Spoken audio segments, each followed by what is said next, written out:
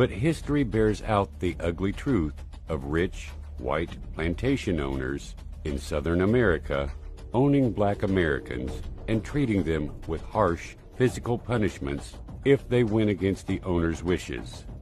However, those television documentaries and references in history books seldom explore the very personal horrors faced by those who were enslaved some 2 centuries ago. Here are some instances where slaves were forced into extreme sexual behaviors and reproducing children to replenish the number of slaves solely for the benefit of their masters. Number 1. Slave women were subjected to many sexual improprieties. Among them were violations by their masters and their sons, forced matings, and arranged marriages. Number 2. Historian E. Franklin Frazier said stockmen were weighed and tested before being put into a room with young women to mate for the purpose of bearing children. Number 3. By the end of the 18th century, the breeding of slaves was a common practice. Laws were changed so the public could view slaves as things instead of people, so the owner could do with them as he wished. Slave owners even began believing that slavery was grounded in the Bible. Number 4. American slaves in 1860 were worth $4 billion, which was far more than the $228 million worth of gold and silver circulating back then. Even the value of southern farmland, $1.92 billion, did not amount to the worth of the slaves. So for the owners, their slaves were worth everything to them. Number 5. The mortality rate among slaves was very high, so their owners would often encourage or force them to have children. Even at the age of 13, females were expected to begin having children to replenish the slave stock. They were expected to have 4 or 5 children by the age of 20. They were often encouraged by their owners to do this with the promise of freedom. Number 6.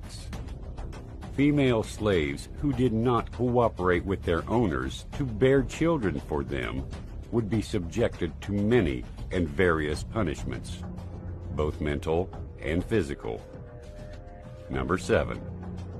In some instances, the females who bore children for their owners were given gifts, including extra clothing, the withdrawal of any harsh treatment, and sometimes, if their quota was met, freedom. Number 8. Women who did not or could not bear children would not be given any breaks or rewards that were given to mothers, and they would do the same work on the level of men. Number 9. If a woman was deemed infertile, she would sometimes be separated from her family, and owners would sometimes split up married couples and require them to choose new partners. Number 10. Male slaves at the age of 15 were inspected to see if they could breed well. If it was deemed that they could not, their testicles would be castrated. Over the course of 5 years, each young male was expected to get at least 12 female slaves pregnant. According to the slave narratives, a male slave named Bert was said to have fathered over 200 children. Number 11.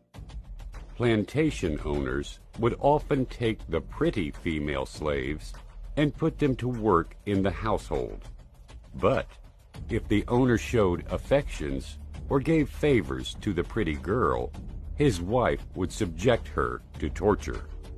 If the pretty slave bore a child, the owner's wife would behead that child. Number 12. To provide entertainment for his friends, the plantation owner would sometimes arrange orgies among the male and female slaves. His friends would be allowed to join in them. Number 13. A slave wife could never be faithful to her husband, as most owners demanded she have affairs with other men, nor was she allowed to remain pure or virtuous. Number 14. Some male slaves were purchased by their owners solely by the size of their penis, and the black men were often raped by their gay slave owners. This process was called breaking the buck. And finally, number 15. Not all owners abandoned the children they fathered with female slaves. Some would provide them with education and money, and some owners even set free their mistresses